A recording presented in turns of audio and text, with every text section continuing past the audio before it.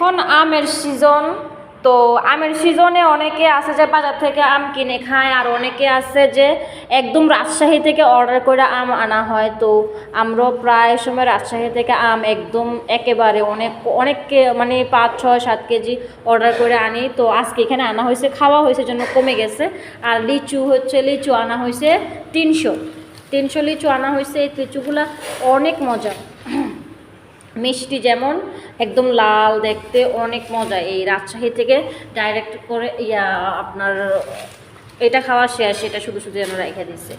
এই যে এক একটা থোক না এত সুন্দর, মানে কি বলবো, একদম বড় বড়, মজা, অনেক রসালো এই লিচুগুলা।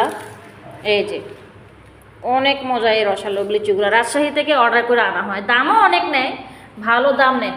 আর আমরা আজকে এই ফলটা কিনছি। এই ফলটা কে কে খাইছেন কমেন্টস করে অবশ্যই অবশ্যই জানাবেন। এই ফিপড়া দেখ ফিপড়া আসছে, কালো ফিপড়া। এই যে এই ফলটা কি ফল, নাম বলতে পারবেন কেউ? এই ফলটা আমাদের নবীজির অনেক পছন্দের ফল, এটা নামটা কমেন্টস বক্সে জানাবেন এটা কি ফল। এই যে এটা ফলটা কী ফল, এটা রাজশাহী থেকে আনি না, এটা চট্টগ্রাম থেকে কিনছি।